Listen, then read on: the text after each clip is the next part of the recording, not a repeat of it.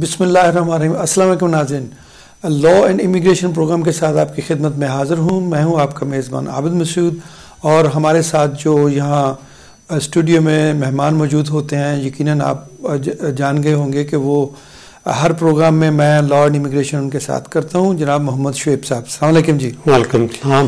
محمد شعیب صاحب ناظرین senior lawyer ہیں اور وہ بڑا ایک مقام رکھتے ہیں یہاں اسکاٹ لینڈ میں، اور ان سے لاسٹ ٹائم ہم جو پروگرام پوچھ رہے تھے ان سے یہ بات ہو رہی تھی ول کے بارے میں۔ ہماری سوسائٹی میں بہت سارے لوگ جو ہیں نا وہ ول نہیں بناتے، اور ان ملکوں میں ول کی بہت زیادہ امپورٹنس ہے۔ اس کے بارے میں ہم بات کرنا چاہ رہے تھے، لیکن پروگرام کا وقت پچھلے پروگرام میں ختم ہو گیا تھا، لیکن ہم اسی سے دوبارہ آغاز کرتے ہیں۔ شعیب صاحب، ول کی امپورٹنس کے بارے میں پہلے کہ ول ہے کیا، اور اس کے بعد اس کی لیگل جو ہے نا اس کی سٹینڈنگ کیا ہے؟ ول کو اپنی زبان میں اردو میں وصیت کہتے ہیں جی۔ اور وصیت میں جو انسان لکھتا ہے اس پر عمل درآمد ہوتا ہے۔ اور عموماً یہ ہوتا ہے کہ جو لوگ ول کے بغیر جن کی ڈیتھ ہو جاتی ہے، وفات پا جاتے ہیں، تو اس کے لیے کورٹ پروسیڈنگ ہوتی ہے اور کافی لمبا چوڑا کاسٹلی پروسیس ہے۔ اس کے بعد ان کی پراپرٹی اور ایسٹ ان کے لواحقین جو ہیں فیملی ممبرز ان میں ٹرانسفر ہوتے ہیں۔ ویئر ایز اگر آپ نے ول چھوڑی ہو تو وہ simple and straight forward procedure ہے جس کو سلیسیٹر اڈاپٹ کر کے وہ ایسٹ اور پراپرٹی جو کچھ بھی ہو اس کو وہ آسانی سے منتقل کر دیتے ہیں، جن کے بارے میں اس میں لکھا گیا ہو کہ یہ چیز فلاں میرے فیملی ممبر کو ملے، یہ جائیداد میری بیوی کو ملے، یہ ایسٹ میرے بیٹوں کو ملے۔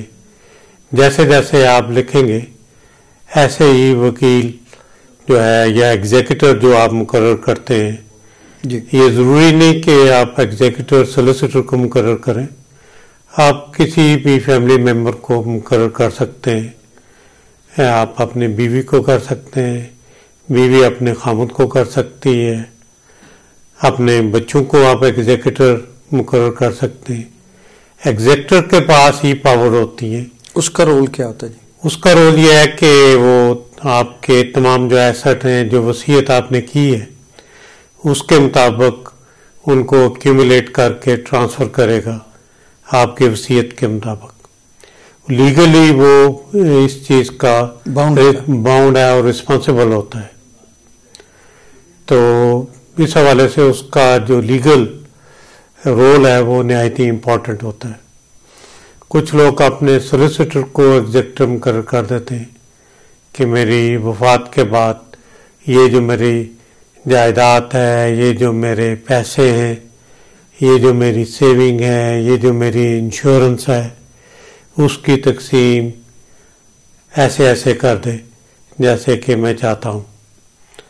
تو اس سے بہت ساری مشکلات جو ہیں انسانوں کی ختم ہو جاتی ہیں، اور اس میں پیسے بھی بہت کم خرچ ہوتے ہیں۔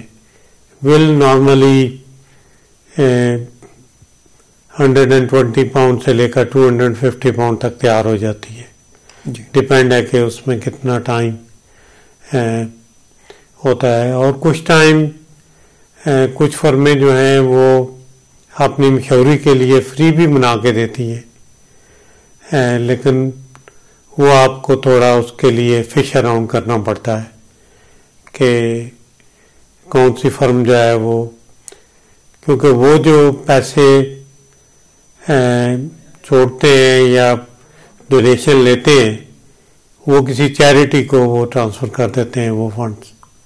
جی، میں یہ پوچھنا چاہوں گا کہ اب پہلے یہ بتائیں جناب کہ اگر وہ جو ول لکھ دی جاتی ہے کیا وہ سولیسیٹر کے پاس رہتی ہے، یا وہ اس کے اوپر کوئی دستخط ہوتے ہیں، وہ کسی مجسٹریٹ سے اٹیسٹ ہوتی ہے؟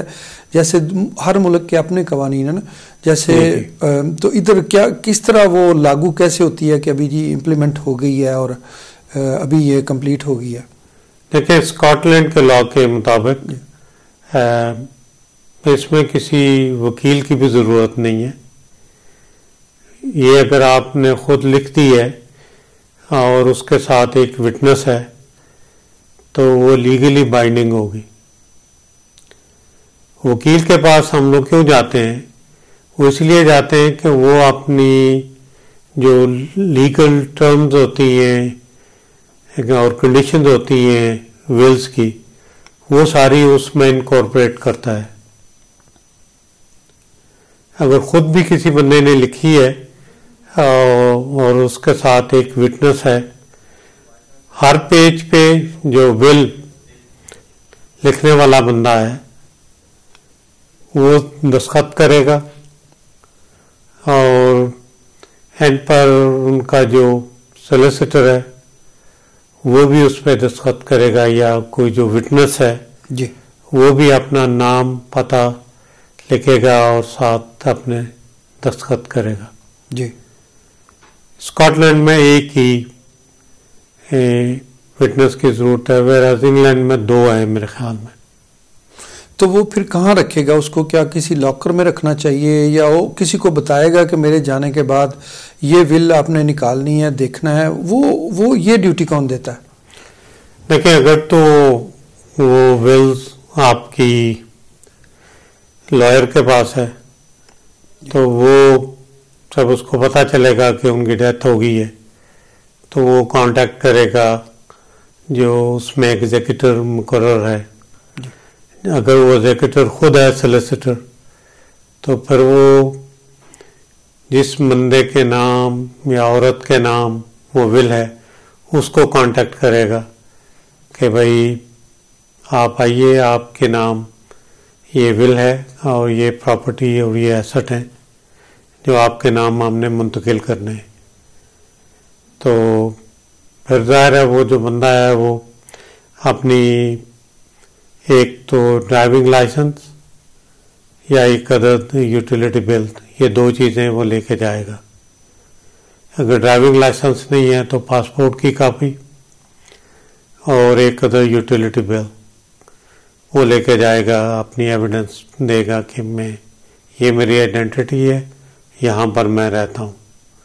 تو ان 2 چیزوں کو لے کر وکیل باقی کا اپنا کام جو ہے وہ مکمل کرے گا. ایگزیکٹر جو ہے وہ اپوائنٹ کرنا وہ صرف فیملی میں ہی ہو سکتا ہے یا باہر سے بھی کوئی ہو سکتا ہے؟ کوئی بھی ہو سکتا، کوئی بھی ہو سکتا جی.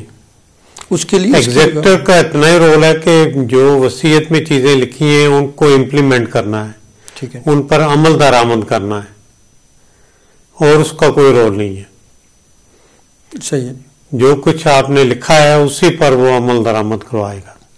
تو اس سے ٹیکس پرپزز کے لحاظ سے بھی کافی سنا ہے کہ اگر آپ نے ول نہیں بنائی ہوئی تو جب آپ کورٹ میں جاتے ہیں کسی اپنے لوڈ ون کے چلے جانے کے بعد، باپ ہو، بھائی ہو، یا مطلب خامند ہو، یا جو بھی کسی کے نام اگر پراپرٹی ہے، تو وہ پھر کورٹ سے کرواتے ہیں تو پھر اس کے زیادہ اخراجات آتے ہیں، ٹائم بھی لگتا ہے. کورٹ کی فی ہوتی ہے، لائرز کی فیس ہوتی ہے. ظاہر ہے جو لائر ہے وہ تو کام کرتا ہے نا آورلی بیس پہ، جی، گھنٹوں اور منٹوں کے حساب سے کہ کتنے منٹ میں نے لگائے، کتنے گھنٹے لگائے. اسی طرح کورٹ کی بھی فیسیں ہوتی ہیں پٹیشن کے لیے. تو کچھ کو اگر تھوڑی ہو تو وہ کنفرمیشن میں ہی ہو جاتا ہے، کیونکہ کنفرمیشن کی بھی لوکل فی ہے شیرف کورٹ کی. تو بیسٹ جو ہے وہ ول ہی رہتی ہے. اس میں ٹیکس کا جو گورنمنٹ کا جہاں تک تعلق ہے وہ یہ ہے کہ اگر انہیریٹنس میں آپ کو 3,25,000 کی چھوٹ پراپرٹی ملی ہے تو اس پر کوئی ٹیکس نہیں ہے. اچھا جی. اس سے اوپر جو ہوگا وہ ٹیکسیبل ہے. انہیریٹنس ٹیکس ہے اس پہ؟ ہاں جی، اس پر انہیریٹنس ٹیکس لگے گا. ٹھیک ہے، جو اس سے زیادہ ہوگی. جی جی جی. اور اگر میاں بیوی دونوں کا کمبائن الاؤنس ہے تو وہ 6,50,000 تک بن جاتا ہے. تو وہ ڈفرنٹ اس کی کیا کہتے ہیں ابلیگیشنز ہیں یا لائبلٹیز ہیں. جی. تو لیکن اکثر لوگوں کی پراپرٹیز جو ہیں اسکاٹ لینڈ کے اندر وہ کم ہی ہوتی ہیں، انلیس کہ آپ کسی پاش ایریے میں رہتے ہیں، جی، آپ کو مثال دے دوں میں، پولک شیلڈ کا ایک حصہ جو ہے وہ ورکنگ کلاس ہے، ایسٹ پولک شیلڈ کا. ادر سائڈ جو ہے ایک طرف تو آپ کو 1.5 لاکھ میں فلیٹ مل جاتا ہے، دوسری طرف آپ چلے جائیں تو وہ 7.5 لاکھ سے لے کر 1.5 ملین تک ہے. بالکل ایسی ہے، بڑے گھر ہیں، جو بڑے گھر ہیں. جی. اسی طرح بیسڈن میں گھروں کی قیمتیں زیادہ ہیں، گفنک میں، نیوٹن میں. تو اس حوالے سے بھی یہ ہے کہ اگر آپ سمجھتے ہیں آپ کی پراپرٹی زیادہ ہے، اس میں انہیریٹنس لگنے کا امکان ہے، تو کوشش کریں اپنی زندگی میں ہی ٹرانسفر کر دیں. اگر میں نے آج ایک پراپرٹی جو ہے وہ ٹرانسفر کی ہے اپنے بچوں کے نام یا بیوی کے نام، اور میں 7 سال تک زندہ رہتا ہوں، 7 سال کے بعد میری ڈیتھ ہوتی ہے، تو اس پراپرٹی پر کوئی ٹیکس نہیں ہوگا. اگر آپ جب ٹرانسفر کرتے ہیں اس کے 7 سال بعد جا کے انسان دنیا سے جاتا ہے تو پھر اس پہ ٹیکس نہیں ہوگا. اگر اس سے پہلے جاتا ہے تو اس پر ہوگا، پھر وہ سالوں کے حساب سے ہے. جی. الاؤنس جو نکال لیں گے جتنا، فار ایگزامپل اگر 5 سال کے بعد ڈیتھ ہوئی ہے تو 2 سال کا ٹیکس لگے گا. 2 سال کا الاؤنس مل جائے گا.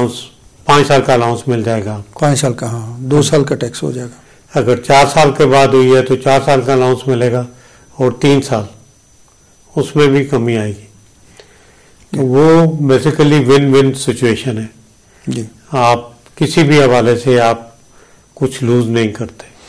لیکن شعیب صاحب یہ بھی مسئلہ ہے نا کہ دیکھیں زندگی میں کچھ اگر کسی کے نام ٹرانسفر کرنی ہے، اس کے اوپر تھوڑی سی مورگیج ہے، پھر اس کو مورگیج ملتی ہے نہیں ملتی. اگر ایک مثال ہے 2-2.5 لاکھ مورگیج ہے تو وہ اس کی انکم جو ہے وہ اس کے لیول کی ہوگی تو مورگیج آفر آئے گی. تو یہ بھی کافی سارے مسائل ہیں جس کی وجہ سے لوگ شاید وہ چھوڑ دیتے ہیں. ہمارے لوگ تو ویسے بھی ہر کام اللہ پہ چھوڑ دیتے ہیں، لیکن ایسا کرنا نہیں چاہیے. اللہ پہ تو ضرور چھوڑے، لیکن اس کے ساتھ جو ہماری ڈیوٹیاں وہ بھی دینی چاہیے. جو ول کی ریشو ہے وہ تقریباً میں حیران ہوا ہوں. یہ میں نے 5-6 پروگرام کیے ہیں اس پر جی. تو مجھے جو فیڈ بیک ملی ہے وہ تقریباً 5-6% ہے. ویئر اسکاٹ لینڈ کی سب سے کم ہے ول ریشو، پھر بھی تقریباً 60% ہے. بڑی بات ہے. انگلینڈ میں 70+ ہے، لیکن یہاں پر ایگزیکٹ جو فگر ہیں وہ تقریباً 58% ہیں.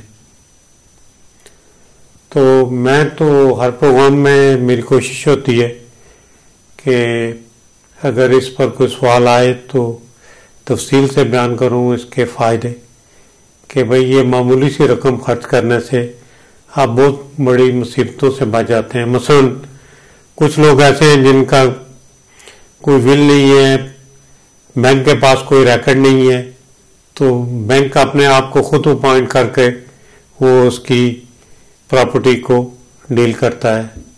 اگر آپ نے ول نہیں چھوڑی اور کسی کو پتہ بھی نہیں ہے کہ آپ کے کوئی ایسٹ تھے تو وہ اسٹیٹ کو چلی جائے گی.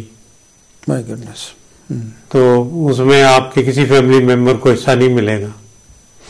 اچھا، آپ جو ول کے مطابق صرف فیملی ممبر کو دے سکتے ہیں یا کسی اور کو بھی دے سکتے ہیں؟ کسی کو بھی دے سکتے ہیں، لیکن اس میں ایک چیز ملحوظ خاطر رکھنی ہے جی، کہ جو آپ کے بیوی کے حقوق ہیں وہ ان کو مد نظر رکھنا پڑے گا. جی. وہ کیا ہے ہمارے ناظرین کے لیے آپ تھوڑا بیان فرمائیں. وہ 50% تو آٹومیٹک رائٹ ہے بیوی کا. جی. جو آپ کی باقی کی 50% بچتی ہے یہ آپ دے سکتے ہیں. بچوں کو دے سکتے ہیں، بھائی کو، کسی اور ریلیٹیو کو دے سکتے ہیں. ٹھیک ہے جی. اس میں بھی کافی لیٹیگیشن ہوئی ہے، لیکن اب تقریباً سیٹلڈ یہی ہے کہ ایز لانگ 50% آپ اپنی بیوی کو سرو کرتے ہیں، دیتے ہیں اس کا حصہ، باقی کا آپ 50% آپ اپنے بچوں کو بھی دے سکتے ہیں یا اور کسی فیملی ممبر کو بھی. اس میں اس کی اسلامی نقطہ نظر سے چونکہ آپ نے سارے لا پڑھا ہوا ہے اور اس کی کوئی اس کا بھی ہوتا ہے جیسے اسلامی لا کے مطابق تو 8% حصہ بنتا ہے نا وائف کا, زیادہ بچوں کو ٹرانسفر ہوتا ہے 1/8. ہاں جی ہاں جی ہاں جی 8% نہیں ہے. جی جی بالکل صحیح فرمایا, ایسٹ کا 1/8 تو زیادہ تر وہ بچوں کو ٹرانسفر ہوتا ہے. دیکھیں وہ تو اس طرح نا 1/3 بچیوں کو جائے گا, 2/3 لڑکوں کو جائے گا, ٹھیک ہے, بیٹوں کو جائے گا. لیکن وہ یہ ہے کہ وہ اگر ول ہوگی تو اس میں اگر بیوی ایگری کرتی ہے تو پھر اس ول پر تو پھر تو اس پر امپلیمنٹیشن ہو سکتی ہے. بے شمار لوگ جو ہمارے پاس آتے ہیں وہ کہتے ہیں ہمیں اسلامی ول چاہیے. میں پوچھتا ہوں کہ بھائی بیوی کنسنٹ دے گی؟ وہ کہتے ہیں ہاں جی دے گی. تو جب بیوی کنسنٹ دے دیتی ہے اس کی کنسنٹ بھی ساتھ لگانی پڑتی ہے. اچھا جی, کہ بھائی she has no objection to this will. تو وہ بھی کر سکتے ہیں آپ, کیونکہ یہ بہت ہی کمپلیکیٹڈ ہے. کچھ لوگ دیکھتے ہیں کہ جو یہاں کا قانون ہے اس کے مطابق تو 50% اس کا بنتا ہے, جبکہ اسلامی قانون کے مطابق اس کا ڈفرینٹ شیئر بنتا ہے. تو اس کو کیسے اس کو مینیج کیا جائے؟ پھر آپ نے اچھا کیا وہ ایکسپلین کر دیا کہ اگر اس کا کنسنٹ شامل کر لیں تو پھر جو بھی اس کی ریشو ہوگی تو پھر کوئی ایشو نہیں آئے گا. اگر اس کا کنسنٹ شامل نہیں ہے تو پھر اسٹیٹ کا قانون کے مطابق ہوگا. ایسے ہی ہے جی؟ بالکل. کنسنٹ نہیں ہے تو وہ تم بیوی چیلنج بھی کر سکتی ہے جی. اور پھر جو لا ہے وہ یہ ہے کہ 50% تو اس کو ملے گا جی باہر صورت. صحیح ہے. اور اگر کوئی کلیئر رائٹنگ نہیں ہے تو پھر سارا بیوی کو ملے گا. سارا ہی ملے گا. سارا ہی ملے گا. اچھا وہ بچوں کو کچھ ٹرانسفر نہیں ہوتا؟ نہیں. اس میں فیملی لا میں کہتے ہیں پرائر رائٹس. پرائر رائٹس میں یہ ہے کہ پہلے ساری چیزیں بیوی کو ملتی ہیں, اس کے بعد جو سرپلس کوئی چیز بچ جائے تو وہ پھر بچوں میں تقسیم ہوتی ہے. وہ بہت ہی کم رہ جاتی ہے. نہیں وہی میں کہہ رہا ہوں کہ جب سارا بیوی کو مل گیا تو پیچھے کیا بچا پھر؟ ہاں جی. تو بے شک وہ والدہ ہے بچوں کی, اس میں کوئی شک نہیں کہ وہ والدہ ہے بچوں کی. اس میں یہ بھی ہوتا ہے نا فرنیچر وغیرہ ہوتا ہے, اور چیزیں ہوتی ہیں پراپرٹی کے علاوہ, ان کی وہ ویلیو تو نہیں ہے نا. تو وہ جو ایسٹس ہوتے ہیں وہ بچوں میں تقسیم ہوتے ہیں. صحیح ہے جی. بہت نامنلز ہوتے ہیں. اب وہی میں کہہ رہا ہوں کہ اس کا انہوں نے مطلب ان کو تو رہنے کی جگہ یا پراپرٹی کے لیے بندہ دیکھتا ہے کہ ان کو کتنے % ملتی ہے یا ملتی ہے نہیں ملتی. تو اس کا مطلب ہے قانون کے مطابق یہی چیزیں ہیں جو انسان کو اپنی زندگی میں طے کر لینی چاہیے, کیونکہ زندگی کا اعتبار کو نہیں ہم اس وقت تک طے نہیں کرتے جب تک ہمیں ڈاکٹر جواب نہیں دیتے کہ جی آپ ابھی آپ کی زندگی جو ہے نا وہ خطرے میں ہے, تو ہم اس وقت کہتے ہیں ہاں جی ابھی لائیں. میں آپ کو ایک لطیفہ سناؤں جو حقیقت پر مبنی ہے. جی. یہ لاک ڈاؤن کے درمیان مجھے 2-3 فون کالز آئیں جی کہ بھئی ہمیں ایمرجنسی میں ول بنانی ہے. تو میں نے کہا کیا ایمرجنسی ہے؟ ظاہر ہمارا دفتر بند ہوتا ہے. جی. تو انہوں نے کہا جی کہ کورونا ہو گیا. تو میں نے کہا ٹھیک, آپ ڈیٹیل آپ مجھے دے دیں, میں اس کو تیار کرتا ہوں. جی. اور جو ریکوائرمنٹ تھی انہوں نے ڈاکومنٹ پرووائڈ کیے, میں نے بل تیار کر دی. اب میں ان کو فون کرتا ہوں کہ آپ کہہ رہے تھے ایمرجنسی ہے, میں ایمرجنسی میں آ کے دفتر میں بیٹھا ہوں, آپ آئیں اور سائن کریں اور اس کو کنکلوڈ کریں. بالکل صحیح ہے. ہوا یہ کہ وہ ان کی طبیعت سنبھل گئی کورونا سے. جب سنبھل گئی تو انہوں نے کہا نہیں اب تو میں نے نہیں مرنا. یہی میں آج کر رہا ہوں. وہ تقریباً 1 مہینے کے بعد میں نے ان کو فوائد بتائے تو پھر وہ آئے لینے کے لیے. یہ بات بڑی اچھی آپ نے کی کہ دیکھیں ہمیں ہر وقت، ہم تو مسلمان ہیں، ہمارا ایمان ہے کہ موت زندگی تو انسان کو بوڑھا جوان کسی کا کوئی پتہ نہیں. تو بڑی بڑی اچھی باتیں آپ نے کی.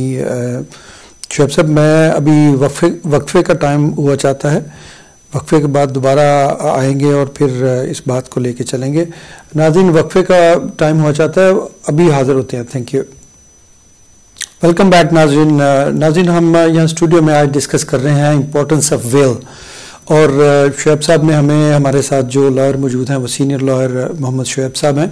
انہوں نے بڑی اچھی بات کی کہ کچھ لوگ ہماری سوسائٹی میں خاص طور پہ اس کی اہمیت پہ کوئی اس کی امپورٹنس کو سمجھتے نہیں ہیں.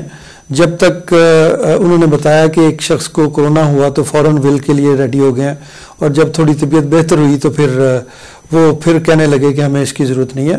حالانکہ ہمیں یہ سمجھنے کی ضرورت ہے کہ ول بہت ہی ضروری ہے. اس سے آپ اپنے جو ایسٹس ہیں ان کو اپنی مرضی کے مطابق ٹرانسفر کر سکتے ہیں کہ کس کو کتنا اور کیسے ٹرانسفر ہونا چاہیے.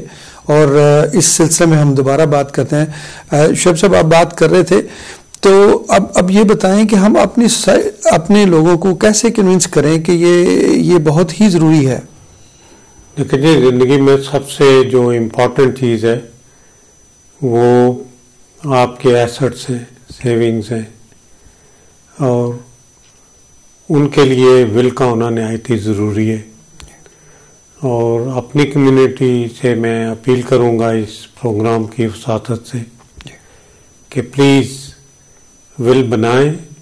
اس میں آپ کی بیوی بچوں کی پروٹیکشن ہے اور ان کے لیے آسانیاں ہوں گی اگر ول ہوگی.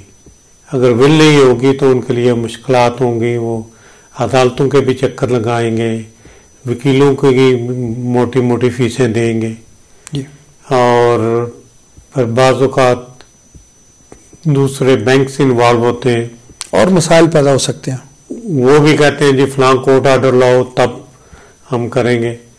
تو دا بیسٹ تھنگ از کہ ول ہونی چاہیے جس پر پھر بینک بھی اسی کے ساتھ نیگوشیٹ کرتا ہے اور لائر بھی اسی کے ساتھ کرتا ہے.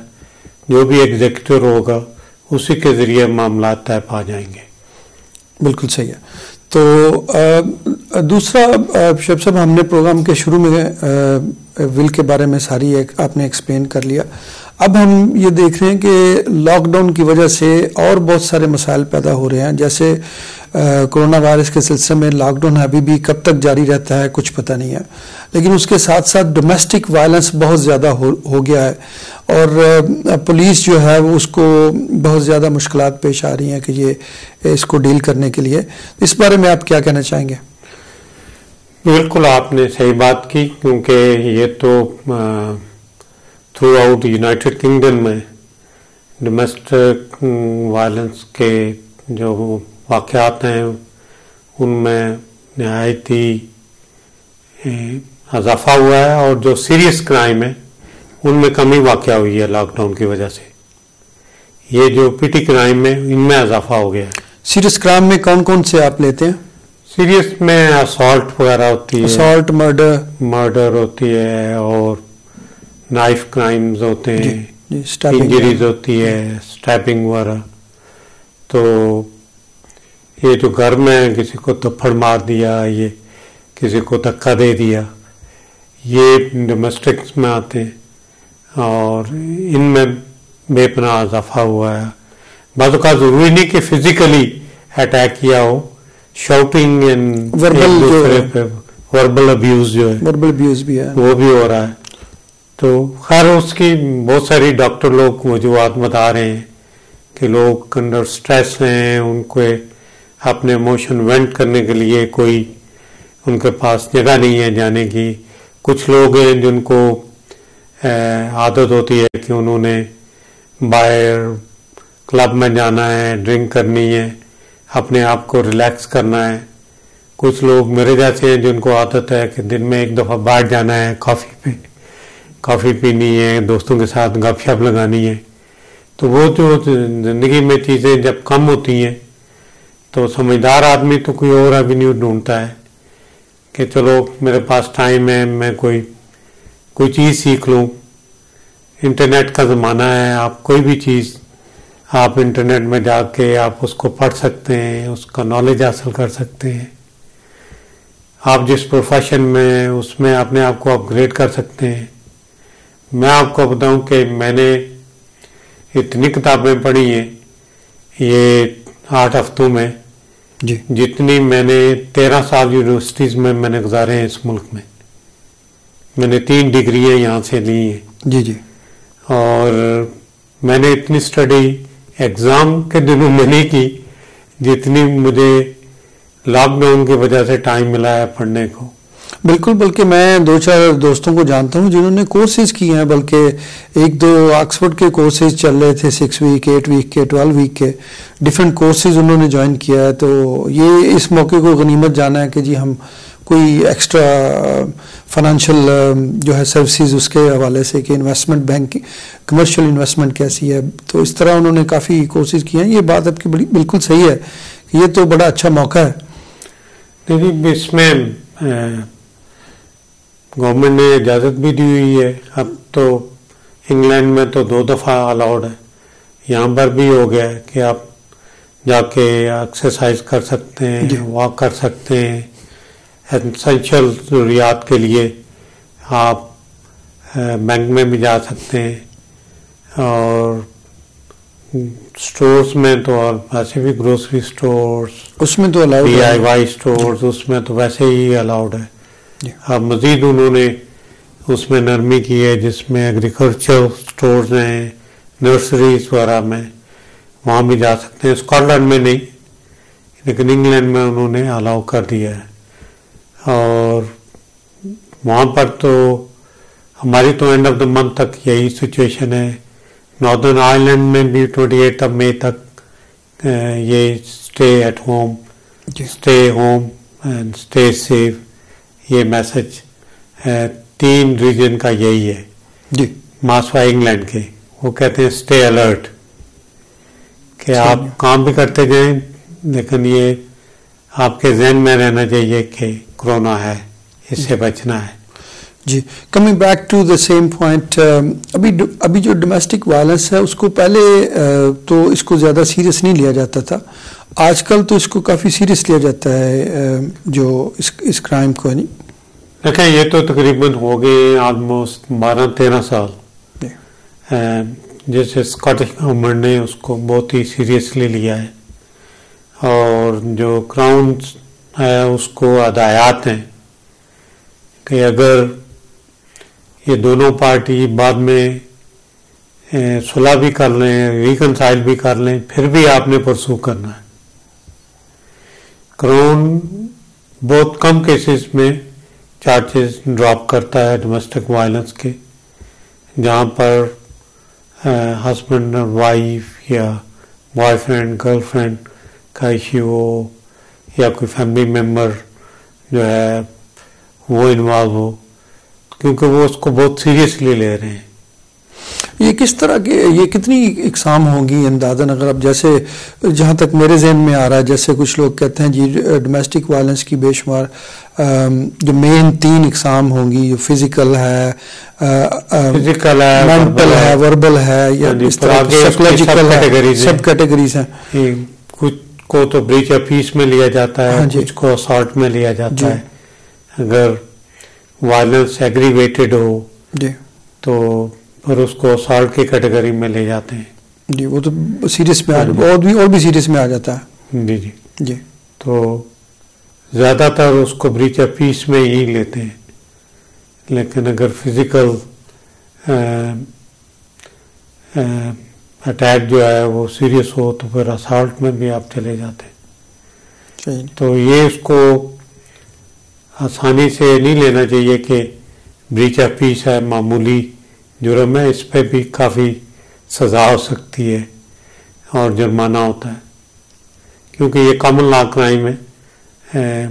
کچھ تو اسٹیٹوٹری لاز ہیں، لیکن کامن لا میں تو کوئی لمٹ نہیں ہوتی.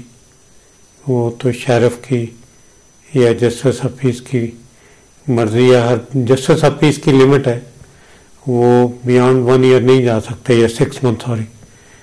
تو ویراز شیرف کا کامن لا میں تو جو وہ مناسب سمجھے وہ جرمانہ اور سزا بھی دے سکتا ہے, یا دونوں بھی دے سکتا ہے, دونوں بھی دے سکتا ہے. تو اس میں بالکل صحیح بات ہے. نہیں, کئی لوگوں کو اس چیز کا اندازہ نہیں ہوتا, جیسے سائیکولوجیکلی بھی کئی لوگ دوسروں کو بڑا ڈاؤن کر کر کے اس کو وکٹمائز کرتے ہیں, تو یہ بھی تو اسی میں ہی آتا ہے نا جی. بالکل. دیکھیں, وہ ابیوز مینٹلی ہو یا فزیکل ہو, اس کو کراؤن نے سیریسلی لینا ہے. اور اس میں ایک بات اور بھی کہتا چلوں کہ اگر آپ کی رپورٹ ہو گئی ہے اور پولیس آ گئی ہے تو اس میں بھی آپ اپنا نام, پتہ, ڈیٹ آف برتھ کنفرم کر دیں, اس کے بعد کوئی کامنٹ نہ کریں. کیونکہ بعض اوقات یہ ہوتا ہے کہ دوسرا جو اگریو پارٹی ہے ان کے پاس کوئی وٹنس نہیں ہوتا, پر کراؤن کو سوچنا پڑتا ہے کہ بھئی آیا یہ مقدمہ میں چلاؤں نہ چلاؤں. اسپیشلی میں اس حوالے سے بات کر رہا ہوں جہاں میاں بیوی یا ان میرڈ پارٹنر انوالو ہیں جی. تو بعد میں جب وہ غصہ ٹھنڈا ہو جائے تو پھر دونوں پارٹی ایک معافی مانگ دیتا ہے, دوسرا فرگیو کر دیتا ہے, لیکن کورٹ ان چیزوں کو تو نہیں مانتا. لیکن یہ ہے کہ اگر آپ نے کامنٹ نہیں کیے جو ایکیوزڈ ہے تو اس نے, تو پھر اس میں تھوڑی بہت چانس بن جاتا ہے کہ وہ کیس ڈراپ ہو جائے, کیونکہ کراؤن نے آپ کے بیانوں ہی سے کیس ڈیولپ کرنا ہوتا ہے. انگلینڈ میں آپ انہوں نے یہ فیسلٹی ختم کر دی ہے نو کامنٹ والی, لیکن یہاں پر سٹل اویلیبل ہے اسکاٹ لینڈ میں. اچھا, یہ صرف ایک کیس میں یا ہر کیس میں, کسی بھی کیس میں؟ کوئی بھی کرمنل کیس ہو. صحیح جی, ٹھیک ہے.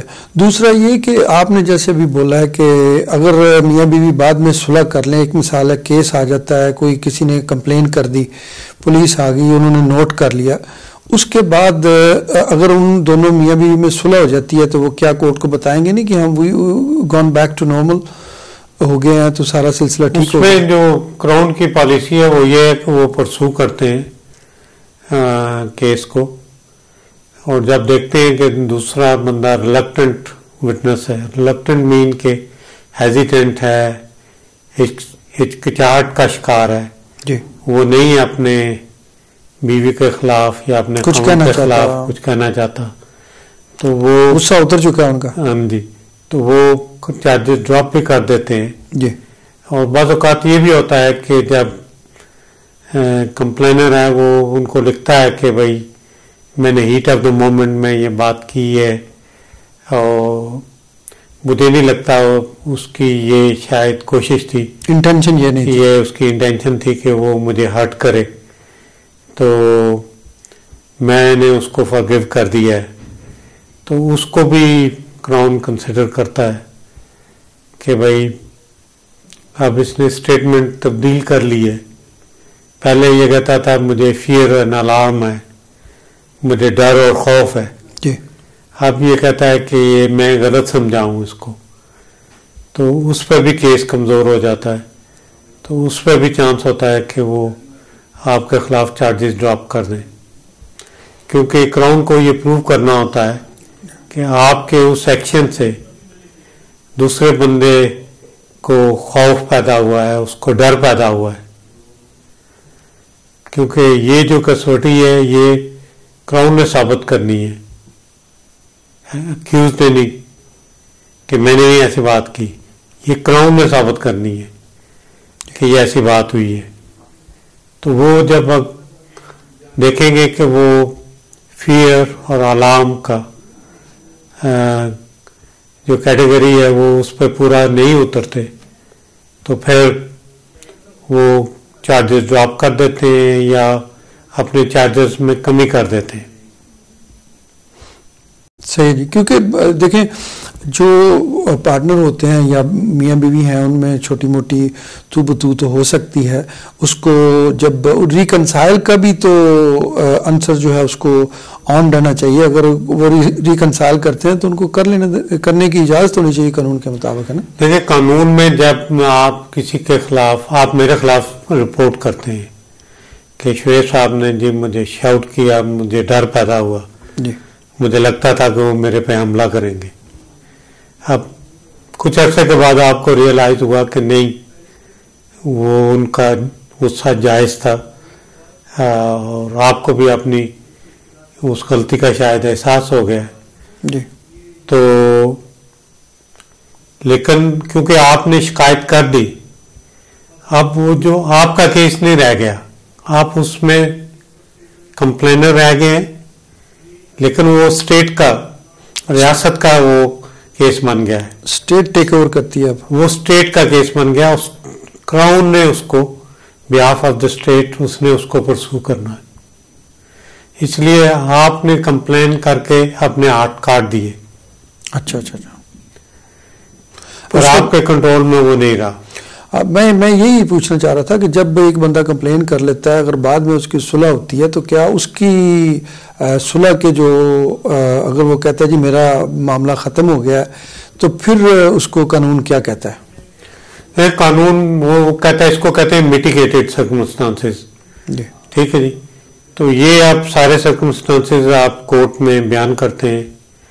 جو کمپلینر ہے وہ بھی اپنی ایویڈنس میں کہتا ہے جی کہ مجھے احساس ہوا کہ اس کا یہ مقصد نہیں تھا، میں نے اس کو معاف کر دیا، میں نے اس کی ایکسپلینیشن کو ایکسیپٹ کر لیا.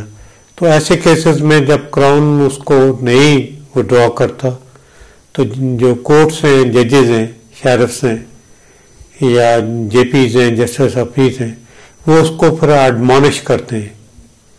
ایڈمونش مین کہ آپ کنوکٹ ہو گئے اس جرم کے، لیکن آپ کو کوئی سزا نہیں دی جاتی، کوئی جرمانہ نہیں کیا جاتا. تو اس کا لیکن وہ اس پہ لیکن وہ ریکارڈ میں رہے گا. ریکارڈ میں امپیکٹ تو آتا ہے نا. جی جی. اگر سیکنڈ ٹائم کوئی وہ ایسی غلطی کرتا ہے تو وہ پچھلا ریکارڈ بھی نکالیں گے. بالکل ہوتا ہے. اور اکثر یہ ہوتا ہے کہ جب آپ کو شیرف یا جوری ٹرائل میں آپ گلٹی ہو جاتے ہیں جی، تو پھر کراؤن جو ہے وہ آپ کی جو بھی پریویس کنوکشنز ہیں وہ ساری جج کے سامنے رکھتا ہے کہ بھئی پاسٹ میں یہ ہوا تھا. تو پھر اس کو دیکھ کر پھر وہ جج ڈیسیژن کرتا ہے. اور اس میں بھی یہ ہے کہ اگر آپ چارج ہو گئے اور آپ کے خلاف کیس ہو گیا ہے اور آپ کو لیگل ایڈوائس یہی ہے کہ آپ گلٹی کر لیں، تو اس حوالے سے آپ کو کوشش آپ کی یہ ہونی چاہیے کہ اگر آپ کا وکیل بھی سمجھتا ہے کہ آپ کے خلاف کیس ایسا ہے، اسٹرانگ ہے، آپ نہیں بچ سکتے، تو پھر پہلی ہی ڈائٹ میں آپ گلٹی پلی کر لیں. جی. یا جب آپ کو سمن سرو ہوتا ہے اسی میں گلٹی پلی کر لیں. جی. اس میں یہ ہوتا ہے کہ جو بھی سزا اس افینس کی ہوگی 1/3 وہ اس میں کمی واقع ہو جائے گی سزا میں. اگر آپ نے 6 مہینے کی سزا کاٹنی ہے تو اس میں 1/3 2 مہینے میں سزا آپ کو معاف ہو جائے گی. صحیح ہے. تو یہ جو کریڈٹ فائل پہ بھی اس کا اثر آتا ہے جب آپ کی وہ اگر کنوکشن ہوئی ہے لیکن آپ کو سزا نہیں دی گئی تو اس کا کوئی اس پہ بھی آتا ہے کوئی؟ نہیں، اس میں تو اتنا وہ نہیں دیتے. اس میں وہ یہ دیکھتے ہیں کہ آپ کے خلاف کوئی کورٹ آرڈر ہے، نیٹ ریکوری ہے، لیٹ پیمنٹ ہے، وہ اس کی طرف ان کا زیادہ ایمفیسس ہوتے ہیں. اس ایشو میں کوئی اتنا ڈومیسٹک ایشو میں وہ اور طرح سیریسلی نہیں لیتے. جی، وہ فائنینشیل سیپریٹ ہے. لیکن یہ جب امپلائمنٹ کے لیے آپ جاتے ہیں اس پر کرمنل کنوکشن میٹر کرتی ہے. جی بہت شکریہ شعیب صاحب، آپ کی باتوں سے یقیناً ناظرین نے بہت مستفید ہوئے ہوں گے. پروگرام کا وقت ختم ہوا چاہتا ہے، انشاءاللہ نیکسٹ ویک حاضر ہوں گے. بہت شکریہ، اپنا خیال رکھیے گا.